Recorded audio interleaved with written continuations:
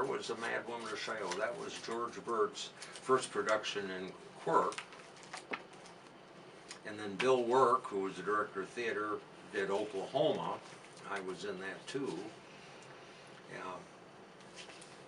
And other than having a minor problem with the lead actor, who managed somehow to get arrested on Thursday night, that got ironed out so he could do the Friday show. But and then there's the third annual banquet, and of course they did some joke things, and they sent me a telegram. Remember, I had the measles.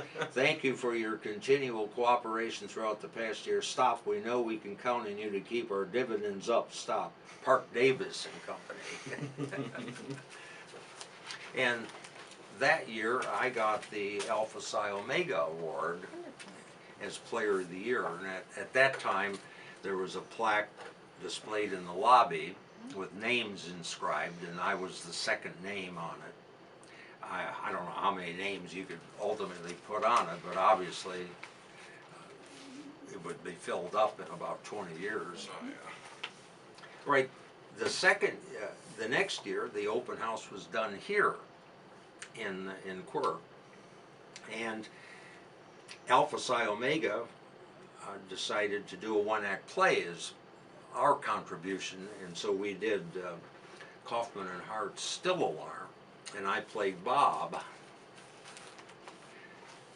That's an English take on, these guys are in a hotel room and they knock at the door and there's a fireman that says the hotel's on fire. Ugh. And the Britisher goes to the window, he said, I say, the hotel is on fire. I mean, that was the kind of show it was.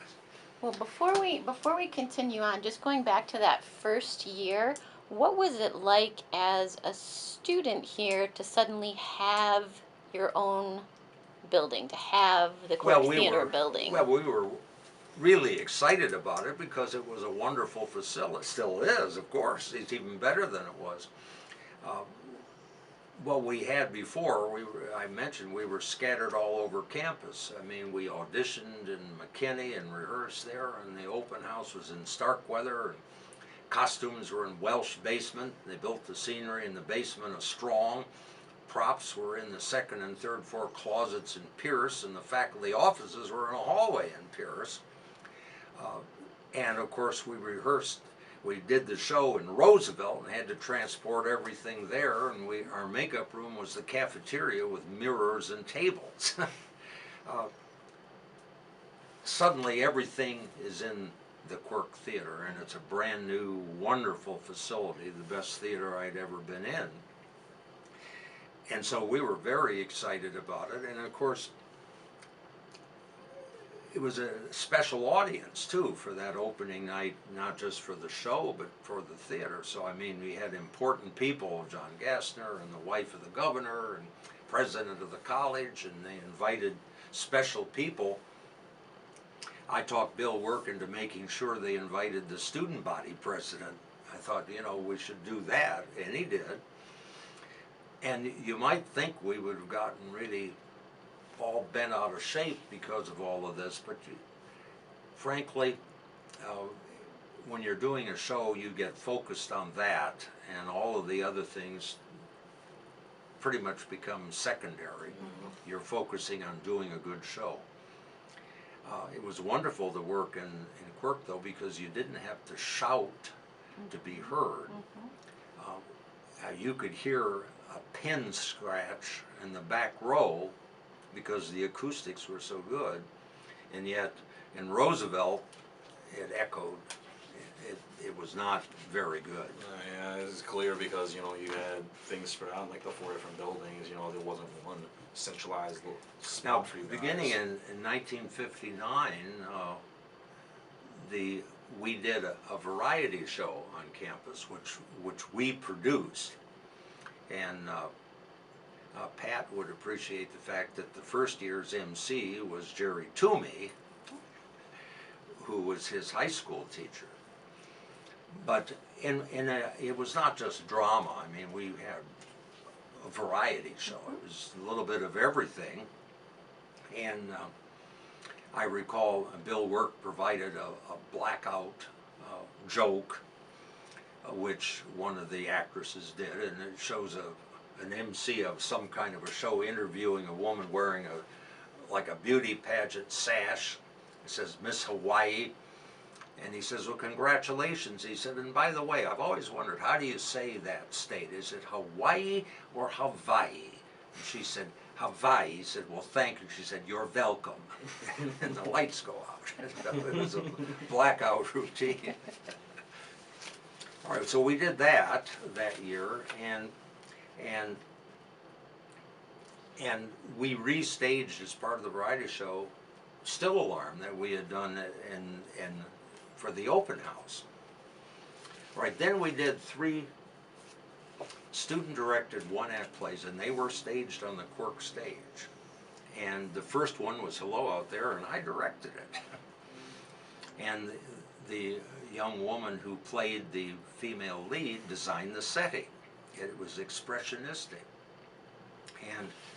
And I was working with Bill Work, who was the theater director, trying to create a sound. They carry out his dead body at the end, and I had 3 or 4 people off stage beginning to chant. Instead of cheering, I had them say "Ra, Ra," and they kept repeating. And after about the 6th repetition, and this was done in the radio studio, we began to echo that.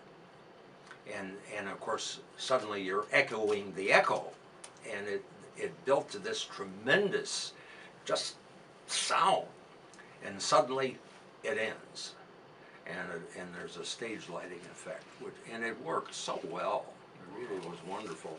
But it was my first experience of directing a play,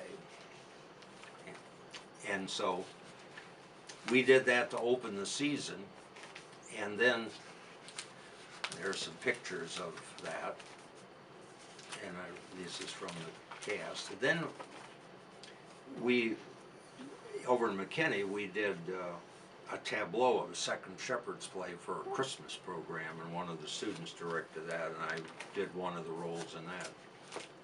The first major production of the season was directed by George Burton. It was Darker the Moon, and I got to play Preacher Hagler, which is also a very nice role.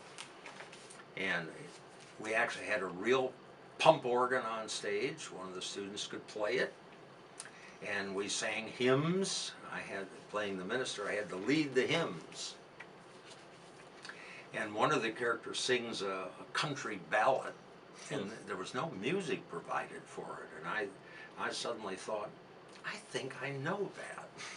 So I told them, I said, I think I know that. They said, well, here's a tape recorder, sing it to the melody. Well, I did, and they used it, and it was only later that I realized that was not the melody for it. It was for another country song, and I came to the conclusion you could almost sing it to any music, really. And then there was a chant where people confess their sins, and the minister says, save, save, and they sing a refrain. There's no music for that, so I invented it. I did. We recorded, we'll say it this way. So, and in that show, the